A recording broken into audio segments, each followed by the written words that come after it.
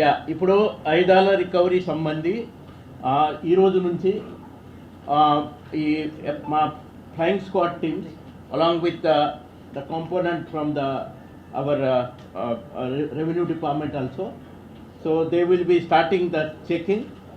ఈ 1800 వెపన్స్ మొన్న గ్రామ పంచాయతీ ఎలక్షన్లో అప్పుడు ఆల్రెడీ మనం డిపాజిట్ చేయడం జరిగినాయి. ఇంకో కొన్ని వెపన్స్ అర్బన్ ఏరియాలో కూడా ఉన్నాయి. ఎక్కడెక్కడ ఎలక్షన్స్ ఉన్నాయి ఆ అర్బన్ ఏరియాలో ఉన్న అన్ని లైసెన్స్ వెపన్ మన పక్కాది డిపాజిట్ చేస్తాము. తర్వాత ఎక్కడైనా ఇల్లీగల్ ఫైర్ ఆర్మ్స్ కానీ అమ్యునేషన్ అని ఎక్కడైనా ఉంటే చట్టపరంగా వాళ్ళ మీద చర్య తప్పద్దు. Definitely law will take its own course. And మొన్న గ్రామ పంచాయతీ ఎలక్షన్లో కూడా చాలా మంచి సీజన్, దాంట్లో డ్రగ్స్ కానీ క్యాష్, తర్వాత ఈ ఫిరిబీస్, లిక్కర్, ఇవన్నీ మనం చాలా బాగా చేశాము. సో ఈ ఎలక్షన్లో కూడా మున్సిపల్ ఎలక్షన్లో కూడా we're trying our best that not a single repoll like గ్రామ పంచాయతీ election and free and fair conduct of election. Thank you.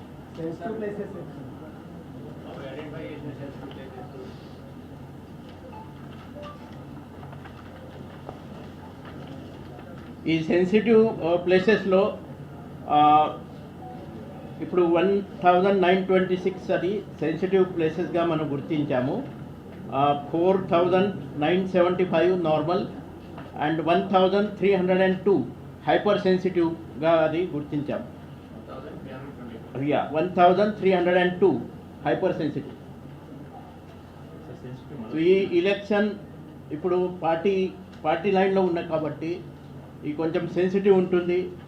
ఈ ఎలక్షన్స్లో కొన్ని కమ్యూనిటీ సెన్సిటివ్ లొకేషన్స్ కూడా, పోలింగ్ స్టేషన్స్ కూడా మనకు ఉన్నాయి. అక్కడ మన ఎక్స్ట్రా బందోబస్తు కూడా ఏర్పాటు చేస్తాము. ఆల్రెడీ బైండింగ్ ఓవర్ చేయడం అది మొదలైంది. అండ్ దిస్ బైండింగ్ ఓవర్ ఇది సింపుల్ ఉండదు. ఇప్పుడు ఫైనాన్షియల్ ష్యూరిటీతో బైండింగ్ ఓవర్ చేస్తాము. సో ఎవరెవరు గత కేసులో నేరస్తుగా గుర్తించాము మనము ఎలక్షన్ కేసెస్లో స్పెషల్లీ వాళ్ళ మీద స్పెషల్ నిఘా ఉంటుంది. ఇప్పుడు కమ్యూనల్ సెన్సిటివ్ ఏరియాస్ అంతే ఇప్పుడు మనకు నిర్మల్ డిస్ట్రిక్ట్ ఉన్నాయి, బైన్సా ఉన్నాయి, నిర్మల్ ప్రాపర్ ఉన్నాయి, ఖానాపూర్ ఉంది, తర్వాత మన నిజామాబాద్ ఉంది, బోధన్ ఉంది. సో ఇలాంటి కమ్యూనల్ సెన్సిటివ్ మనకు మున్సిపాలిటీస్ ఉన్నాయి. సో అక్కడ మన ఎక్కువ ఫోర్సెస్ డిప్లాయ్ చేయాలా, అక్కడ ఎక్కువ మనము ఈ ఫ్లాగ్ మార్చెస్ కానీ ఎక్కువ అక్కడ నిఘా పెట్టాల్సిన ఉంటుంది. Thank you.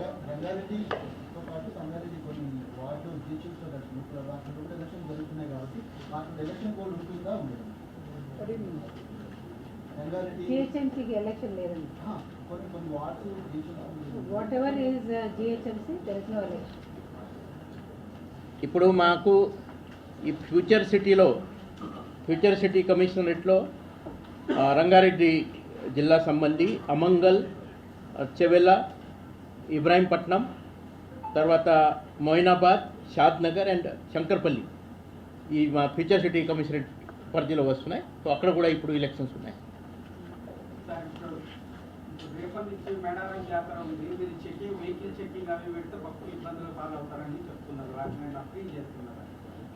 ఇప్పుడు ఈ చెకింగ్కి భాగంగా మీకు చెప్పాను ఆల్రెడీ, మనం ఏమేం క్యారీ చేయాలా, ఏం క్యారీ చేయకూడదు. 50,000 దాకా డబ్బు మీకు అనుమతి ఉంది. 50,000కి ఎక్కువ డబ్బు ఎవరి దగ్గర ఉంటే అది ఇక్కడ బ్యాంక్ నుంచి విత్డ్రా చేశారు ఏమైనా ఉంటే అది సమాధానం చెప్పాల్సి ఉంటుంది. ఈ definitely we will not touch those devotees who are going for the Medaram. మీ అందరికీ పండుగ అది కాబట్టి అవర్ పోలీస్ సిబ్బంది also will be sensitising them to go for the checking strictly against the anti-social zone.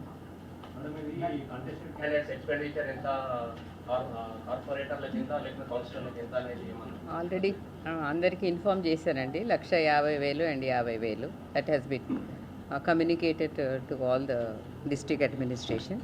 So once again on behalf of all the voters, I appeal to them through you that we are ready for conducting elections in a fair and neutral way, and we request and appeal to all of them that they should come forward and exercise their franchise on the 11th of this month, and so that these elections, the voter turnout will be more than 80%. That is what we would like to appeal to all of you. And ee vidhanga elections conduct చేయడానికి చక్కగా చేయాలి అని మేము అనుకోవాలి అంటే ఓటర్లు తప్పనిసరిగా తమ ఓటు హక్కును వినియోగించుకోవాల్సిందిగా మీ ద్వారా అపీల్ చేయడం జరుగుతుంది. ఓటర్లు చక్కగా 11వ తేదీన పండుగకు జాతరకు ఎలాగెళ్తారో అలాగే ఈ ఓటర్ల పండుగ కూడా వేయించేసి 85% కంటే ఎక్కువ ఓటర్ టర్నౌట్ ఈ ఎలక్షన్లలో సాధించాలని మీ ద్వారా మేము కోరుకుంటున్నామని అందరికీ తెలియజేసుకుంటూ మరి సెలవు తీసుకుంటున్నాను. జై హింద్. అదేవిధంగా మా సెక్రటరీ గారు, మా అబ్జర్వర్ గారు అందరు January 2026 after scrutiny and disposal of appeal, the last day of withdrawal and also the final list of contesting candidates will be given on the 3rd February. The date of poll is 11th February. Counting will be done on the 13th and the results will be declared soon after the counting process is completed. So this is the తెలంగాణలో municipal ఎన్నికల schedule విడుదలైంది. ఫిబ్రవరి 11న polling, 13న counting జరగబోతోంది. రేపటి నుంచి municipal ఎన్నికలకు నామినేషన్లు ప్రారంభం కానున్నాయి. నామినేషన్ల దాఖలుకు ఈ నెల 30వ తేదీ వరకు గడువిచ్చారు. 31వ తేదీ నామినేషన్ల స్క్రూట్నీ ఉంటుంది. 116 మున్సిపాలిటీలు, 7 కార్పొరేషన్స్కు ఎన్నికలు, 2996 వార్డులకు ఎన్నికలు జరగబోతున్నాయి. పోలింగ్ కేంద్రాలు 8203, 136 కౌంటింగ్ సెంటర్లను ఏర్పాటు చేయబోతున్నారు.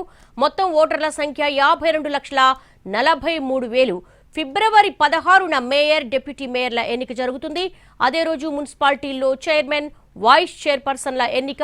రాష్ట్రంలో అమల్లోకి ఎన్నికల కోడ్ వచ్చినట్టుగా మహేష్ భగవత్ ప్రెస్ మీట్లో చెప్పారు. అదే రోజు మున్సిపాలిటీలో చైర్మన్, వైస్ చైర్మన్, చైర్పర్సన్ ఎన్నిక ఉంటుంది. రాష్ట్రంలోకి ఎన్నికల కోడ్ అమల్లోకి వచ్చేసింది. ఫిబ్రవరి 11న పోలింగ్, 13న కౌంటింగ్.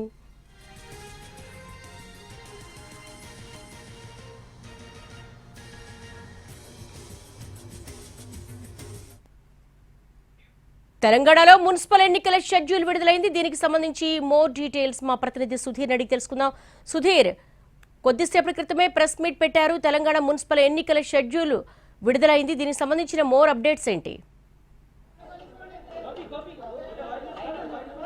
రాష్ట్రంలో తక్షణమే ఎన్నికల కోడ్ అమల్లోకి వచ్చింది. కాసేపు క్రితమే మున్సిపల్ ఎన్నికలకు సంబంధించిన షెడ్యూల్ని కూడా విడుదల చేయడం జరిగింది. రేపు ఉదయం నుంచి కూడా నామినేషన్ల ప్రక్రియ ప్రారంభమవుతుందని చెప్పేసి కూడా ఎన్నికల కమిషన్ స్పష్టం చేసింది. జనవరి 31వ తేదీ నాటికి నామినేషన్ల గడువు కూడా ముగుస్తుందని కూడా చెప్పడం జరిగింది. ఫిబ్రవరి 11న పోలింగ్ ఉంటుంది, 13న కౌంటింగ్ ఉంటుంది. అదేవిధంగా 14కు సంబంధించి చూసినట్లయితే ఫిబ్రవరి 14న ఎవరైతే గెలుపొందిన వారిలో మేయర్లు కావచ్చు, డిప్యూటీ మేయర్లు కావచ్చు, అదేవిధంగా చైర్మన్లు, వైస్ చైర్మన్ల ఎన్నిక ప్రక్రియ ప్రారంభమవుతుందని చెప్పేసి కూడా ఎన్నికల కమిషన్ స్పష్టం చేసింది. సుమారు 52 లక్షల పైచిలకు ఓటర్లు తమ ఓటు హక్కును వినియోగించుకున్నారు. 116 మున్సిపాలిటీలు, అదేవిధంగా 7 కార్పొరేషన్లకు సంబంధించి 2996 వార్డుల్లో ఎలక్షన్ నిర్వహిస్తామని చెప్పేసి ఎన్నికల కమిషన్ స్పష్టం చేసింది. కాసేపు క్రితమే ఎన్నికల కమిషన్ ప్రెస్ మీట్లో వివరాలను చాలా స్పష్టంగా చెప్పింది. ఇందులో దాదాపు 8000 పైచిలకు పోలింగ్ కేంద్రాలు ఉంటాయని చెప్పేసి కూడా స్పష్టం చేయడం జరిగింది. ఆ తర్వాత ఉదయం ఫిబ్రవరి 11వ తేదీ ఉదయం 7 గంటల నుంచి కూడా పోలింగ్ ప్రక్రియ ప్రారంభమవుతుందని చెప్పేసి ఎన్నికల కమిషన్ స్పష్టం చేసింది. దీనికి సంబంధించి దాదాపు 25,000 పైచీలకు పోలీసులను బందోబస్తుగా ఏర్పాటు చేస్తామని చెప్పేసి ఎన్నికల కమిషన్ స్పష్టం చేసింది. అయితే ఫిబ్రవరి 14, 15 ఈ 2 రోజుల్లోనే మొత్తంగా పూర్తి ఎన్నికలకు సంబంధించిన ప్రక్రియ పూర్తయ్యే అవకాశాలు అయితే కనిపిస్తున్నాయి.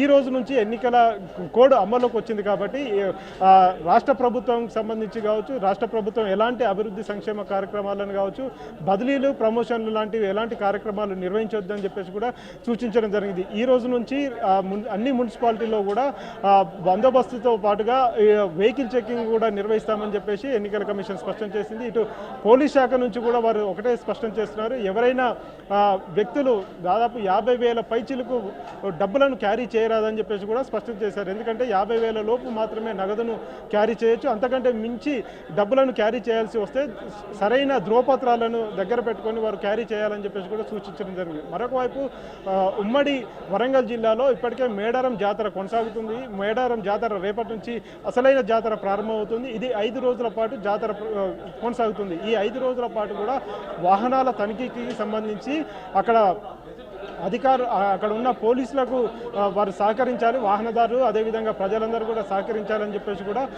ఎన్నికల కమిషన్ స్పష్టం చేసింది. ప్రశాంతమైన వాతావరణంలో ఎన్నికలను కండక్ట్ చేసుకోవడానికి ప్రతి ఒక్కరూ సహకరించాలని చెప్పేసి కూడా ఇటు రాజకీయ పార్టీలను అదేవిధంగా ప్రజలను ఓటర్లను కూడా విజ్ఞప్తి చేసిన పరిస్థితి కనిపిస్తుంది. గతంలో 85% పోలింగ్ నమోదైంది. ఇప్పుడు 85% పైగా పోలింగ్ నమోదు కావడానికి జిల్లా కలెక్టర్లు కావచ్చు, ఆర్వోలందరూ కూడా కృషి చేయాలని చెప్పేసి కూడా సూచించడం జరుగుతుంది. 53 లక్షల మంది ఓటర్లలో 25 లక్షల మంది పురుష ఓటర్లు, 26 లక్షల మంది మహిళా ఓటర్లు ఉన్నారని చెప్పేసి కూడా ఎన్నికల కమిషన్ స్పష్టం చేసింది.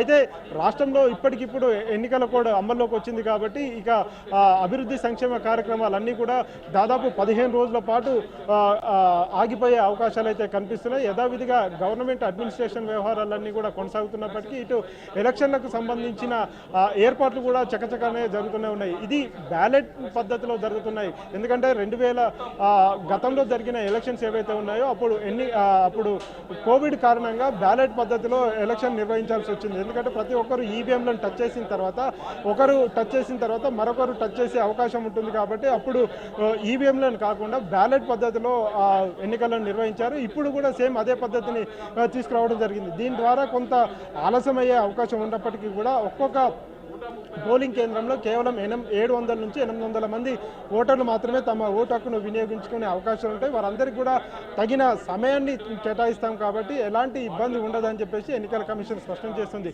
ఉదయం 7 గంటలకు ప్రారంభమయ్యే పోలింగ్ ప్రక్రియ సాయంత్రం 5 గంటల వరకు కూడా కొనసాగుతుంది. ఆ తర్వాత ఫిబ్రవరి 13న ఉదయం 8 గంటల నుంచి కౌంటింగ్ ప్రక్రియ ప్రారంభమవుతుందని చెప్పేసి కూడా ఎన్నికల కమిషన్ స్పష్టం చేసింది. దాదాపు 130 కౌంటింగ్ సెంటర్లను కూడా ఏర్పాటు చేసినట్టుగా కూడా ఎన్నికల కమిషన్ స్పష్టం చేసింది. ఎన్నికల అధికారులకు ఇప్పటికే దాదాపు 2 సార్లు ట్రైనింగ్ కూడా ఇవ్వడం జరిగింది. ట్రైనింగ్ కూడా పూర్తయిపోయింది. ఎక్కడ ఎలాంటి అవాంఛనీయ సంఘటనలు, ఎలాంటి గందరగోళం, పొరపాట్లు జరగకుండా ఎన్నికలు నిర్వహించేందుకు ప్రయత్నాలు చేస్తున్నామని చెప్పేసి ఎన్నికల కమిషన్ స్పష్టం చేస్తుంది. ఓటర్లందరూ కూడా తమకు సహకరించాలని చెప్పేసి కూడా ఎన్నికల కమిషన్ విజ్ఞప్తి చేసింది. 133 మున్సిపాలిటీలు రాష్ట్రంలో ఉంటే అందులో కొన్ని వివిధ కారణాల చేత వాటికి ఎన్నికలు నిర్వహించడం లేదు. సుమారు 15 నుంచి 18 మున్సిపాలిటీలకు ఎన్నికలు నిర్వహించడం లేదని చెప్పేసి ఎన్నికల కమిషన్ స్పష్టం చేసింది. అయితే అందులో కేసులు ఉన్నాయి. కొన్ని మున్సిపాలిటీలకు సంబంధించి కేసులు హైకోర్టులో పెండింగ్లో ఉన్నాయి. మరికొన్ని పదవీ కాలం ముగియలేదు వాటికి. ఎందుకంటే గతంలో ఆలస్యంగా వాటికి ఎన్నికలు జరిగాయి కాబట్టి ఆలస్యంగా ఎన్నికలు జరిగిన మున్సిపాలిటీలు ఏవైతే ఉన్నాయో వాటన్నిటికీ కూడా ఇంకా సమయం ఉంది. వాటిని నెక్స్ట్ ఫేజ్లో జిహెచ్ఎంసీ ఎలక్షన్స్తో పాటుగా మరికొన్ని ఎలక్షన్స్ ఉన్నాయి కాబట్టి ఆ సమయంలో ఎన్నికలు నిర్వహించే అవకాశం ఉన్నాయని చెప్పేసి అయితే ఎన్నికల కమిషన్ స్పష్టం